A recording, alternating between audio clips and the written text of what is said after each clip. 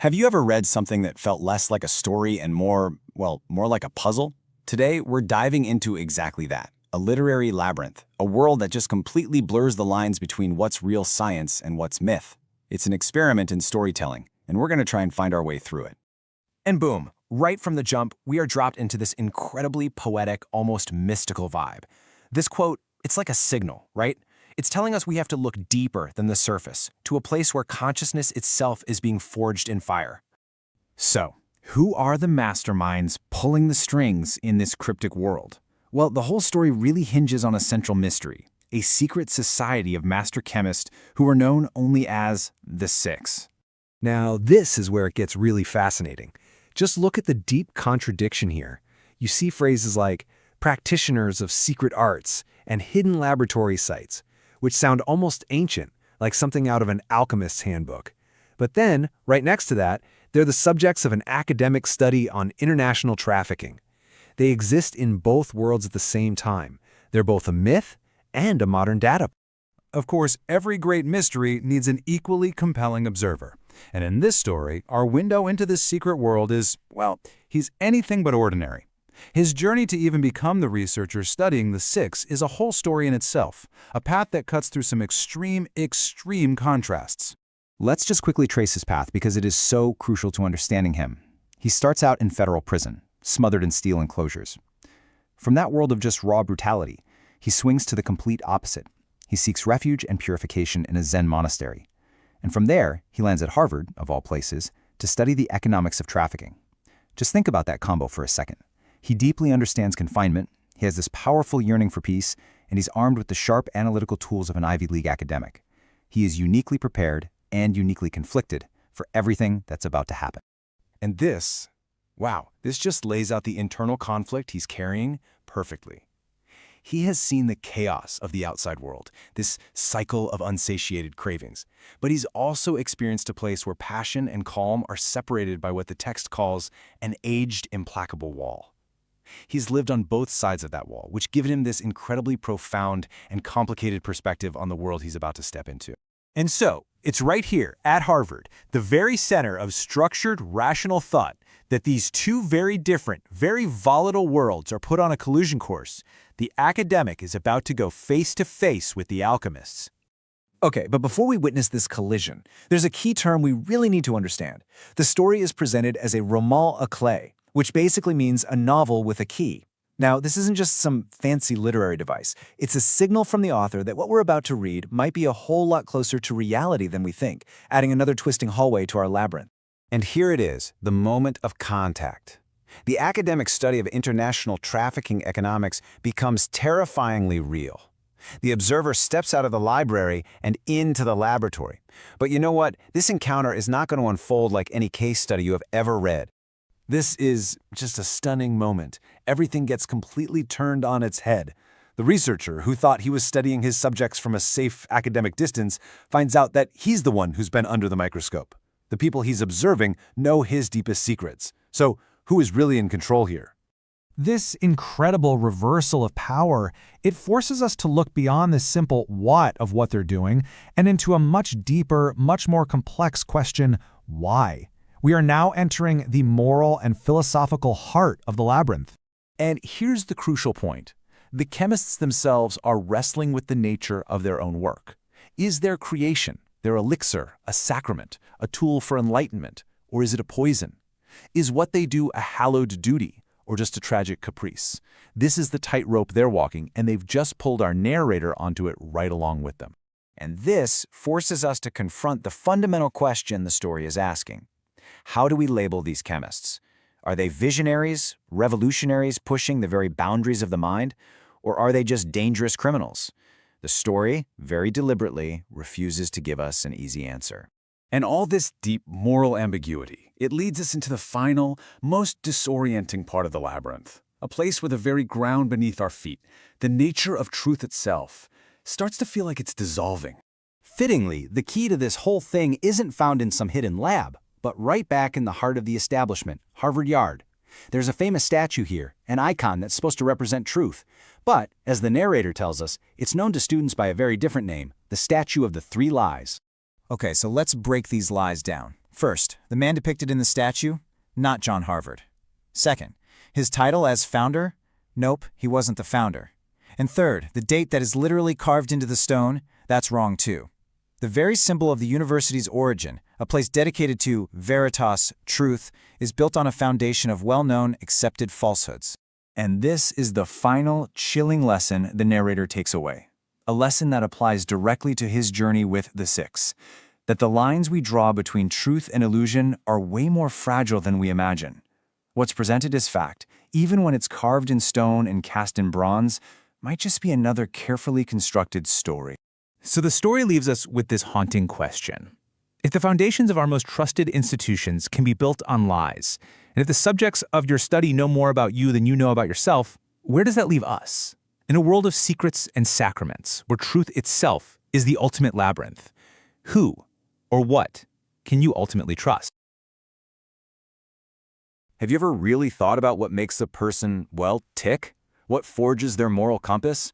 Sometimes, to get who someone is today, you have to rewind and go way back.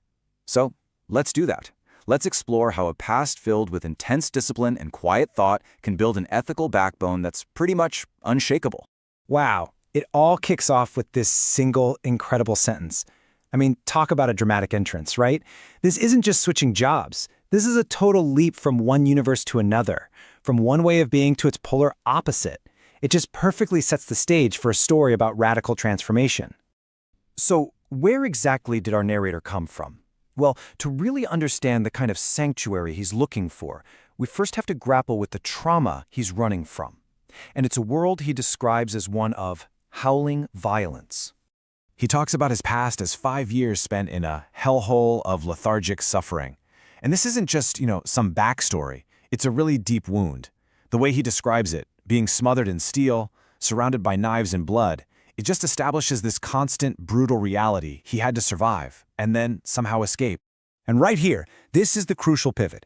He literally trades one type of confinement for another, but the purpose could not be more different. See, prison was all about punishment, about survival. The monastery, that's about healing. It's about purification and finding a way to cloister himself from what he calls endless brutality. So that sanctuary, it has a name. Hoshinji. And this is the place where our narrator starts to build a totally new kind of strength. He's trading the raw violence of his past for what he calls the steely arts of the monastery. And this isn't about physical power, not at all. It's about an inner toughness, one that's sharpened through silence and ritual. Okay, what's so fascinating here is the stark contrast this paints. Think about it.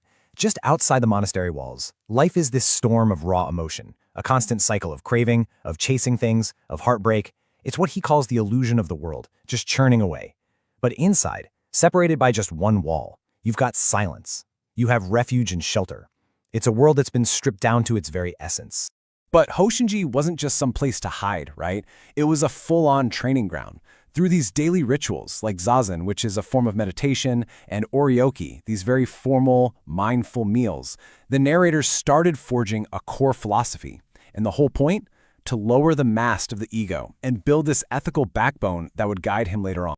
So the core idea here is something called beginner's mind. Now, this isn't about being naive or clueless. It's actually about being incredibly aware. It's the practice of noticing your own subconscious baggage, these little mental illusions or glitches he calls makyo as they pop up. The idea is that this lets you sort of awaken from them and get back to the present moment, to a simple awareness that isn't all clouded by your own internal noise. So how do you actually do this? Well, it breaks down into 3 really beautiful and simple steps. First, you awaken. You do this by just returning your focus to your breath. The breath is this constant physical anchor to right now, and it just cuts through all that mental chatter. Second, you resolve. You make a conscious choice, a vow, to act with compassion. And third, you become. You literally aim to embody the qualities of a tranquil, clear stream. Now, this isn't just some internal exercise you do on a meditation cushion. The real test is taking this discipline and applying it out in the real world, especially in places that are built on illusion and deception. Let's see how this internal training really translates when he's out there doing his investigations. And this just nails how he applies it. When he's investigating, he doesn't use force or aggression. Nope, he uses that beginner's mind. His questions become gentle, open, totally free of assumptions, like a rookie who is genuinely there to learn.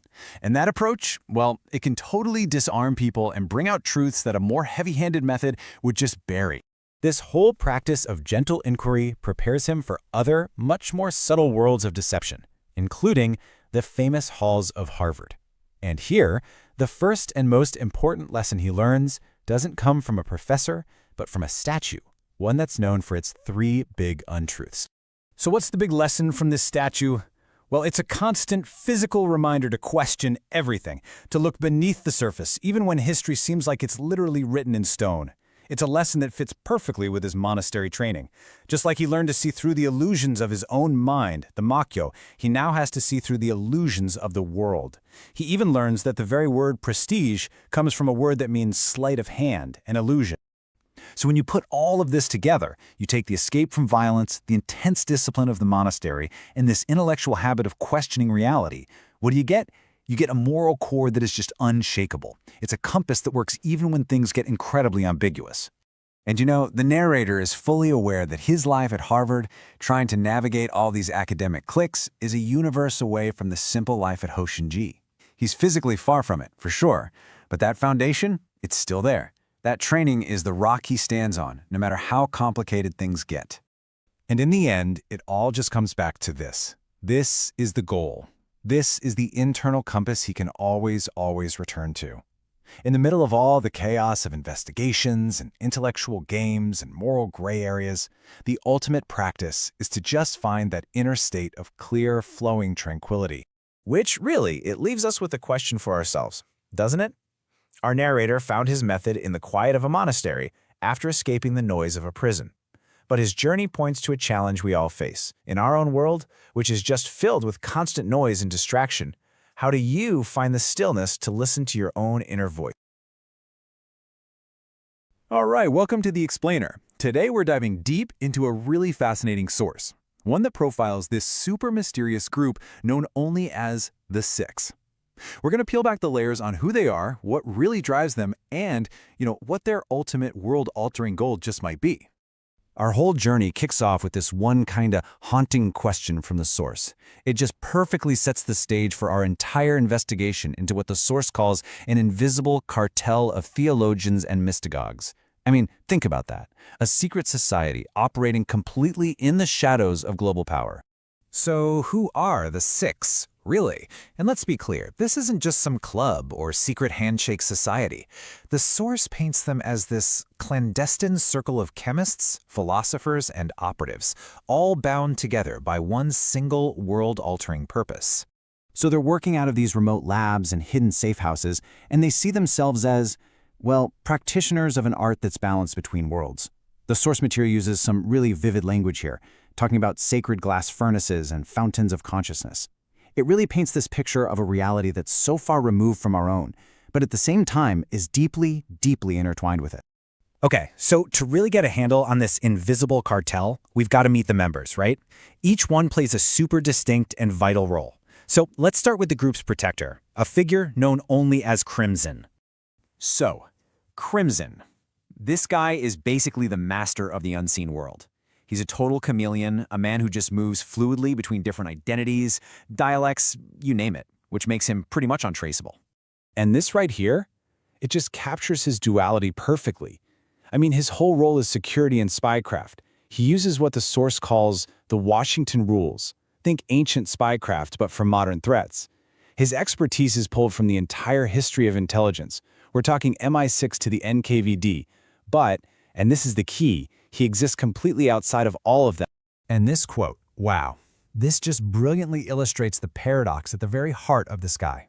So after some intense clandestine operation, someone asks him where he's going next, and his answer is just simple.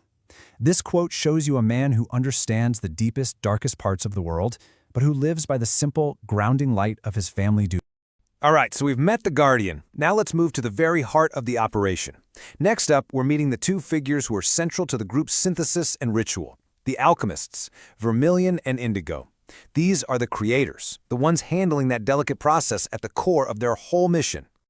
First up, let's talk about Vermilion. Now, his focus is on distribution, but His methods are, let's say, highly unconventional. The source describes his work as involving something called erotic intelligence and a really radical, lived-in kind of compassion. He and his associates, who are called his sisters, they use these unique skills to rescue acolytes from things like addiction and trauma. Their whole philosophy is about cultivating the compassionate heart and mind. And to do this, they live in these extreme conditions, moving between castles and, refugee camps in places like Moldova and Dagestan. They actually see sensuality as a tool for purification and awakening. Wild, right? Then you've got Indigo. He's the master of ritual and the laboratory. He's like the quiet center of the group's whole chemical operation, and the way he's introduced in the story is just perfectly in character. Cryptic, poetic, and super symbolic. So yeah, his domain is the lab, but his way of communicating, it's pure art. I mean, to make first contact, he's not going to send you a text. No, he places a used tube of indigo oil paint on a cafe table while the opera The Elixir of Love is playing nearby. Just that one act tells you everything you need to know about this group's preference for poetry over just plain old communication. Okay, so we've met the Guardian and the Alchemists. The last two members we're going to profile are the Visionaries. These are the ones looking beyond today, shaping what humanity is actually becoming.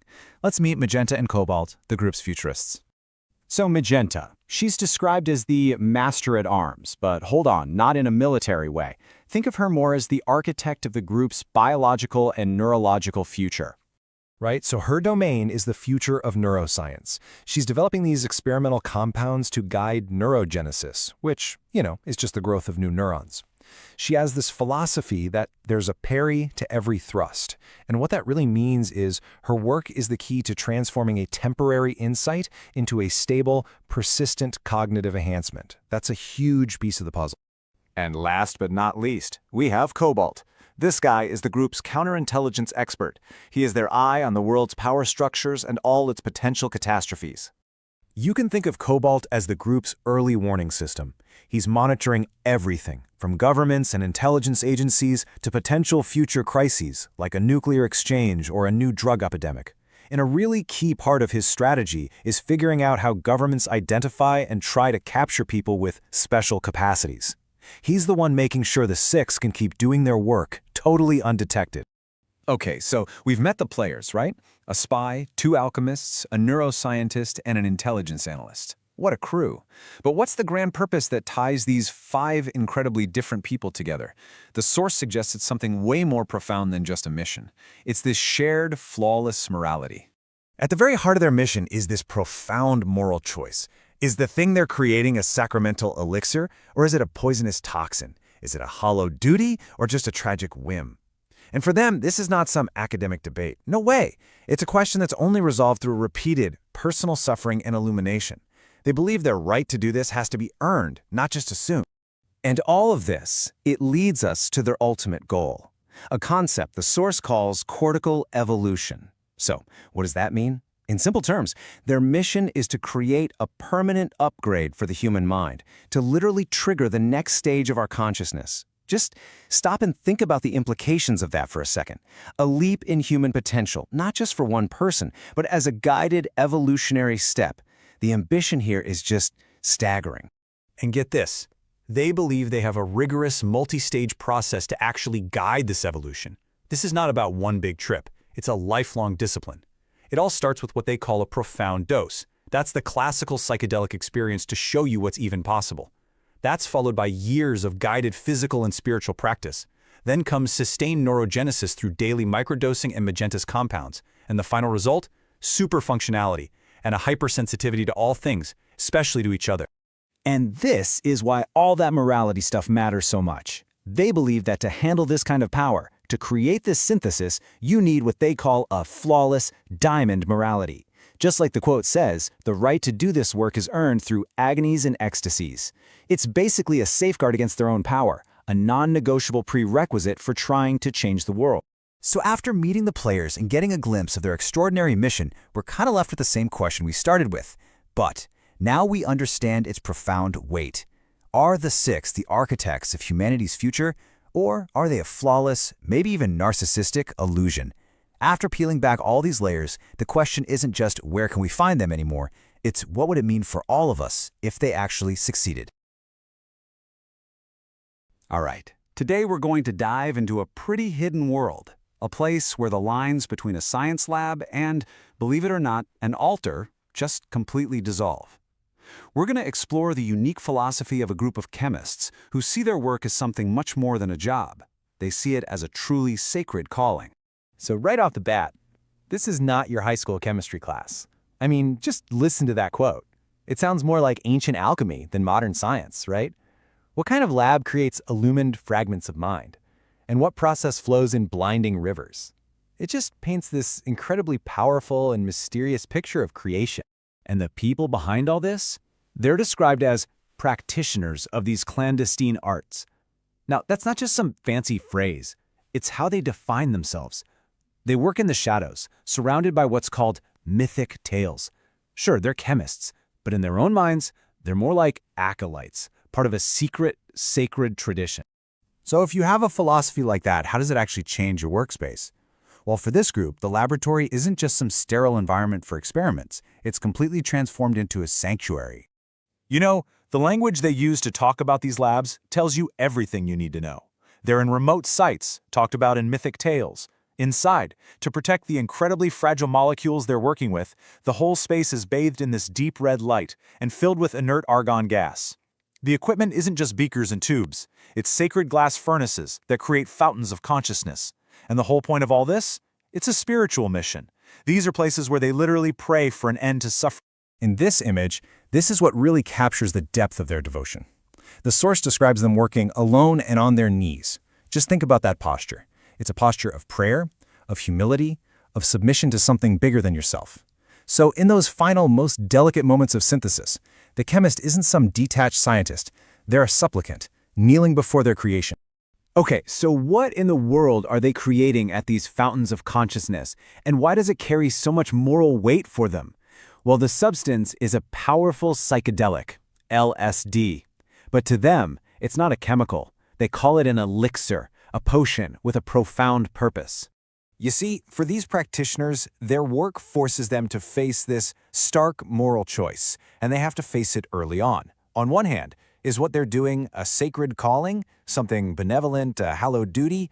Or is it just a criminal act, a tragic caprice that creates something poisonous? There is absolutely no middle ground. Their entire path is defined by which side of that line they choose to stand on. And they frame this choice through this really powerful historical lens. They compare themselves to early Christians clinging together among hostile Romans. So for them, this elixir is not some recreational drug. It's a sacrament. Think of it as a modern Eucharist. It's a tool they believe helps them fulfill their sacred duty to bring illumination and ease suffering in a world that they feel is hostile to their work. Now, to be able to make that choice, to even begin this work, it takes way more than just technical skill. It requires a deep personal transformation. Before you can be a chemist in this world, you first have to become an acolyte. And this is the path they have to walk. It starts with what's called a first exposure, a profound initiating experience with the substance itself. After that, they have to forge their moral clarity through a trial of repeated personal sufferings and illuminations. They go through what the text calls agonies and ecstasies, and it's this trial by fire that leads to the final step, making a vow to act with compassion, to use their art to ease the world's suffering.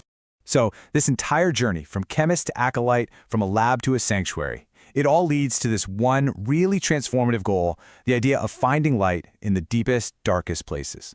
This is it. This is the ultimate promise of their work. It's the alchemical goal of transmutation, really.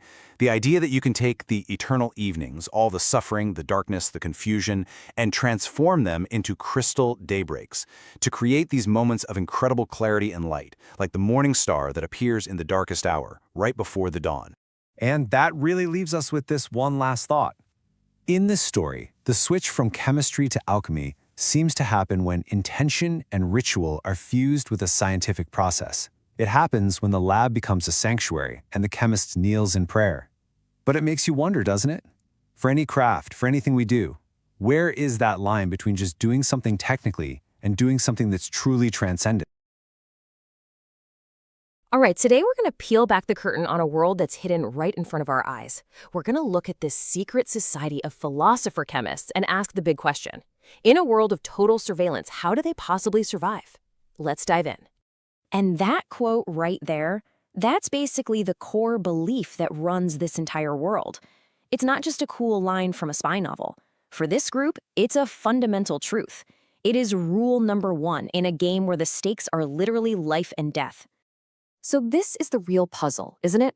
We're talking about a clandestine group practicing what they call the clandestine arts, a mix of spycraft, chemistry, and deep philosophy, all while staying completely off the grid. You have to ask, how on earth is that even possible today?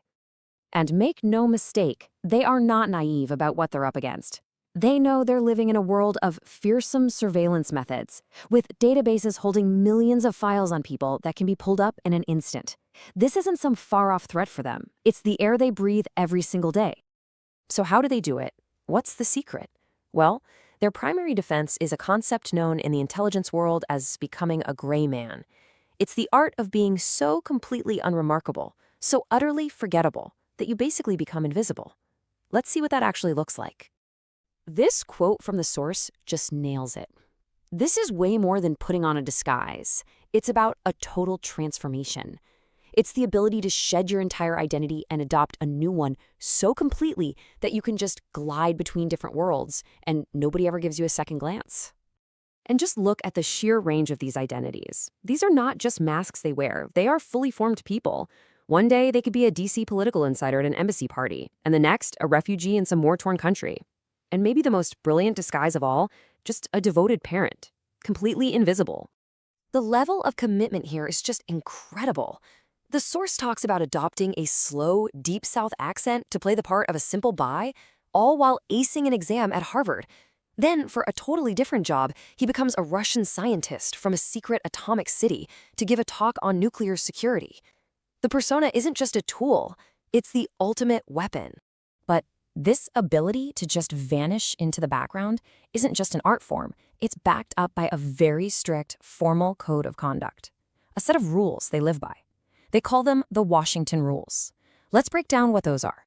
Now, what's really key here is that this isn't about inventing some new fancy technique. It's about taking the timeless, classic principles of espionage and adapting them for the digital age. They are masters at making the old ways work against new threats. And when we say old, we mean ancient. Their rules are built on a foundation stretching back thousands of years. We're talking everything from the secret codes used by the Peloponnesians to the brutal state security tactics of the Soviet Cheka and the modern intelligence methods of MI6. They've studied the entire history of the game. So what does this look like in the real world? Well, their rules are ruthlessly practical, boiled down to a simple mnemonic, A, B, C. A stands for automation. Never do anything a machine can do for you. But, and this is critical, never trust a machine you don't control 100%. B is for behavior. That's the gray man, controlling your mannerisms to blend in perfectly. And C is for containment. Always use temporary, disposable safe houses that you can walk away from without leaving a single trace. You see, to survive, it's not enough to just hide. You have to understand the thing you're hiding from. You have to map the very structure of the net you're trying to avoid, what they call the ghost net. And their understanding of this thing is, frankly, breathtaking. And that's not an exaggeration. They see themselves up against a massive, interconnected system, a global information grid that links security agencies in nearly every country on the planet. The scale of what they're facing is just immense. And they don't just know about this grid in theory. The source tells a story of driving through the English countryside and seeing a strange construction site, what looked like the skeleton of a vast silver saucer. So what was it? Well, it was GCHQ Cheltenham, a key nerve center for the Five Eyes Global Surveillance Alliance. They've also identified other hubs, like Room 641A in San Francisco. You see, they're not just hiding from the net, they are actively mapping out its weak points and its centers of power. But their awareness goes so much deeper than just physical buildings. They know that these agencies are also running a much quieter operation. They're actively filtering the general population, looking for what they call advanced mental breeds. The real goal isn't just to watch everyone. It's to identify and recruit these gifted minds before they can organize on their own. This group's entire strategy is designed to slip right through that specific psychological dragnet. Which brings us to the biggest and maybe most important question of all. Why?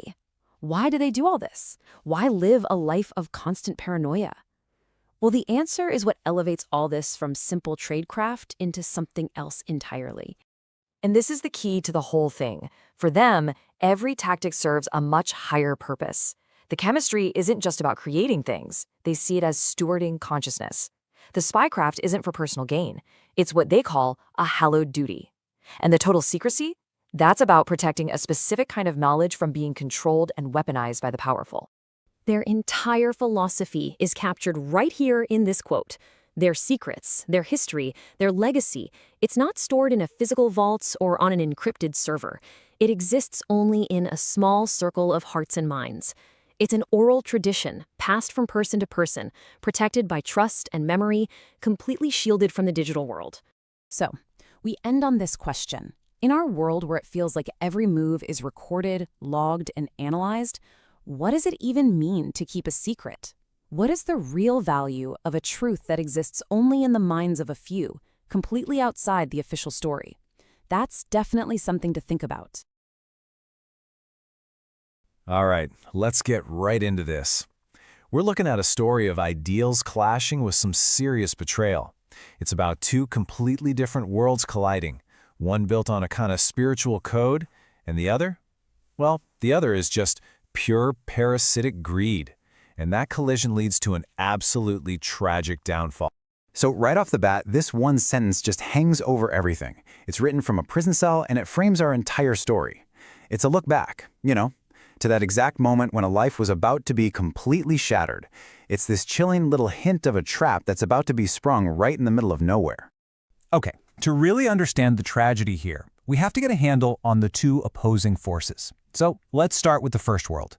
This sophisticated, almost spiritual philosophy of a group of clandestine chemists who are known only as the Six.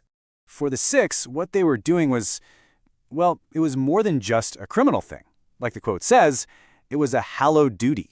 They didn't sit around and debate the ethics of it all. In theory, no. They believed the morality of it was something that had to be forged through intense, personal experience, through suffering and illumination, agony and ecstasy. And don't get the wrong idea, this wasn't some chaotic free-for-all. As you can see, the Six blended two really different worlds, this deep spiritual practice and the super meticulous rules of old-world spycraft. This whole ethos guided them as they moved between places like Harvard and Oxford and these remote, sacred locations. They were always bound by a strict code of discipline. So here's the bottom line. The Six saw themselves as practitioners of some kind of secret art.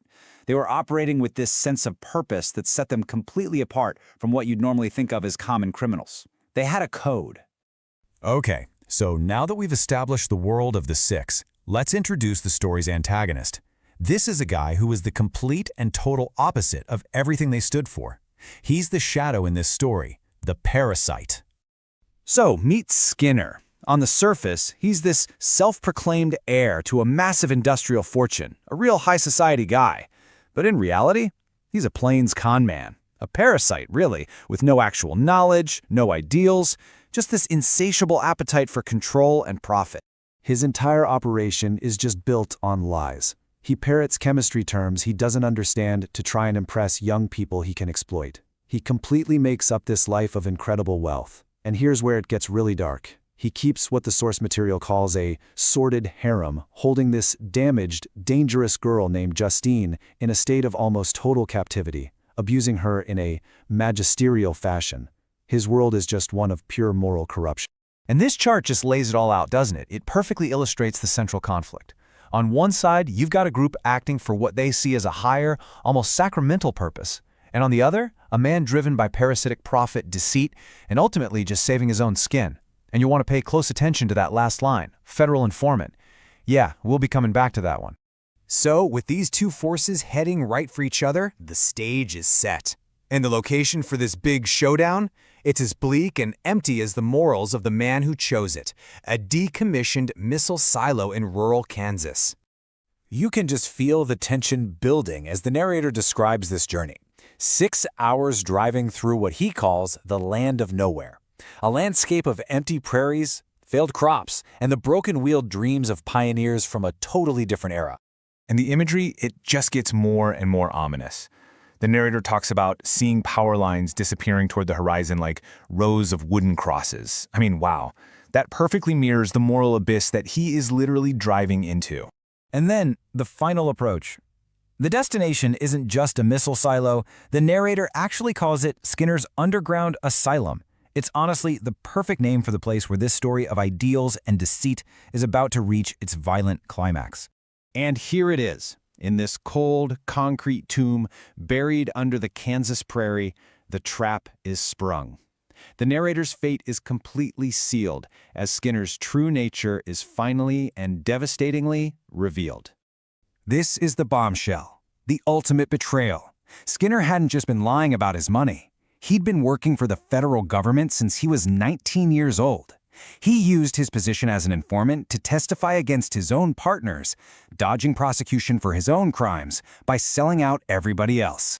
And this wasn't just some lucky break for law enforcement. Oh no, this was a meticulously planned sting.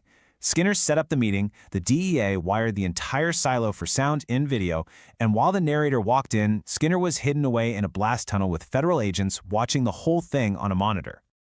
Just look at the sheer scale of this ambush force. I mean, this was not a simple bust. It was a massive, multi-agency task force. They pulled in local, state, and federal teams from all over the country.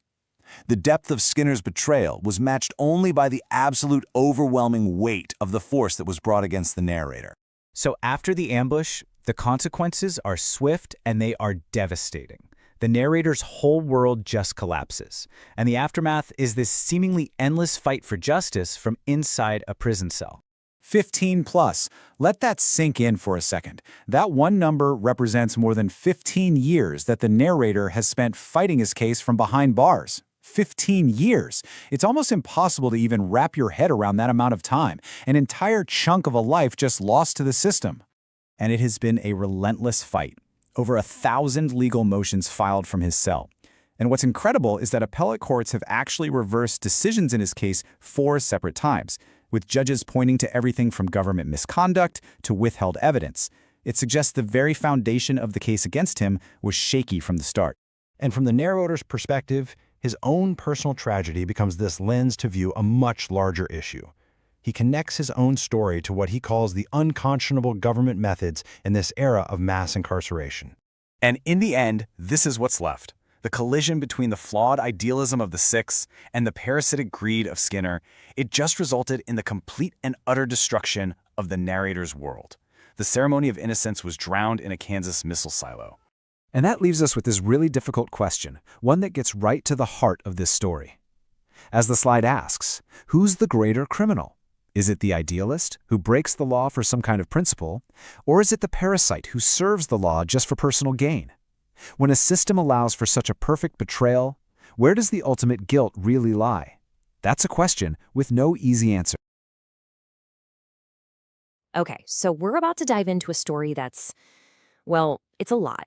It takes high-stakes espionage, some really radical science, and a deep sense of mysticism and just throws them all into a blender.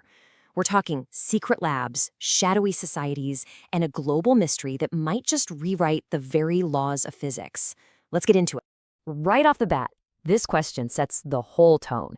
It drops us into a world where the most important people, the real movers and shakers, are completely hidden.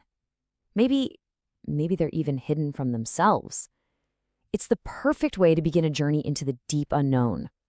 So who's our guide for all this? Well, he's a man of some pretty wild contradictions. I mean, this is someone who has seen the absolute worst of humanity, and now he's just casually strolling through the hallowed halls of Harvard. Talk about a serious culture shock.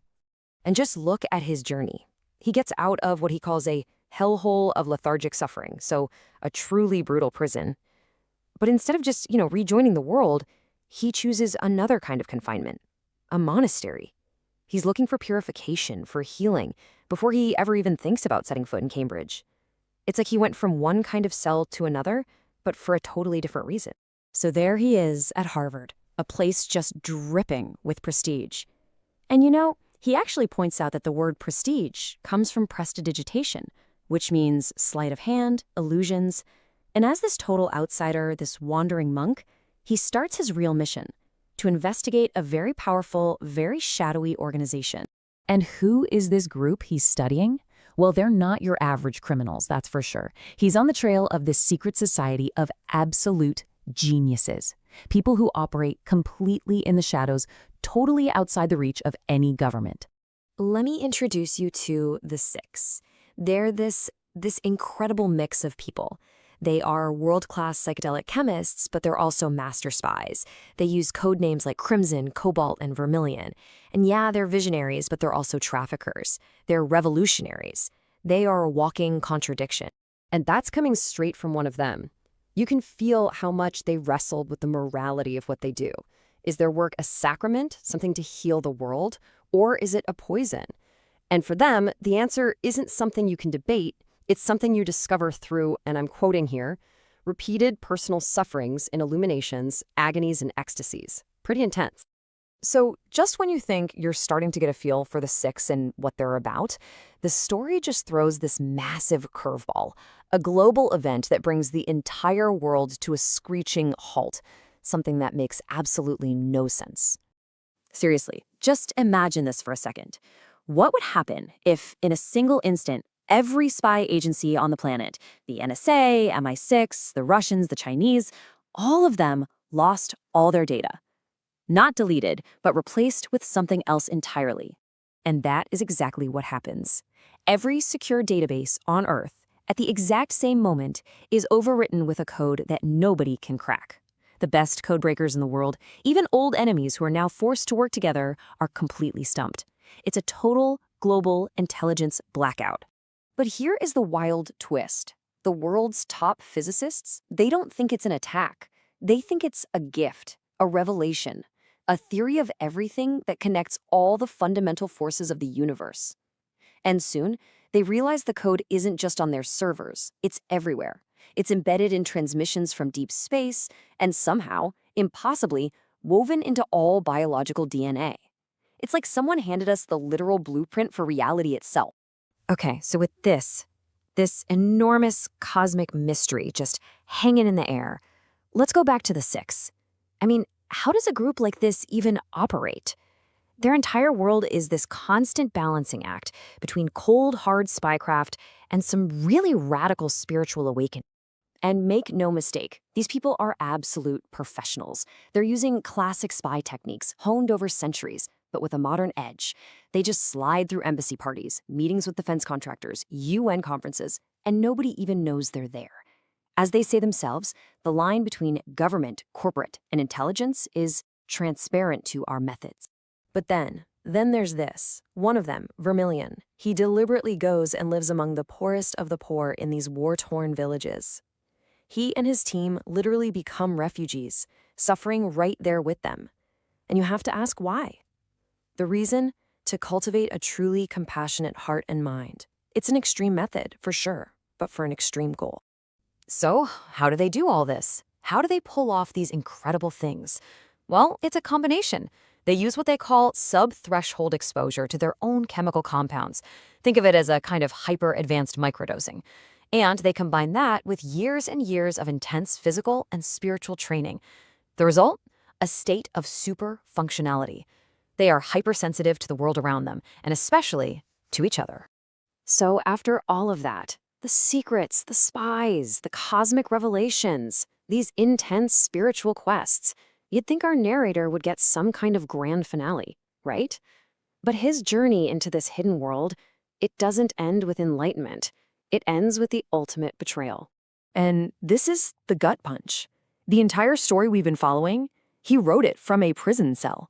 He was set up by someone he was investigating, a man who had been a federal informant his entire adult life. Our narrator walked straight into a trap, and the door just slammed shut behind him, for good. But even in that bleak reality, he's not entirely cut off. Every now and then, he gets these cryptic messages from the outside world, unsigned postcards with pictures of rosy heather or forget-me-nots. It's just a subtle sign, a little whisper through the prison walls, letting him know that the Six, they haven't forgotten him. And that's where we're left. Because you see, from that cell, After decades of reflection, he finally decrypts the true meaning of that universal code. It wasn't about physics. The message, the one hidden in the stars and inside our very cells, was just 3 words: love is all. He paid for that simple, profound truth with his freedom. And now all he has left are his dreams of one day kissing the roses with the family he lost so long ago. Which really makes you wonder, what kind of knowledge, what kind of truth is worth a lifetime?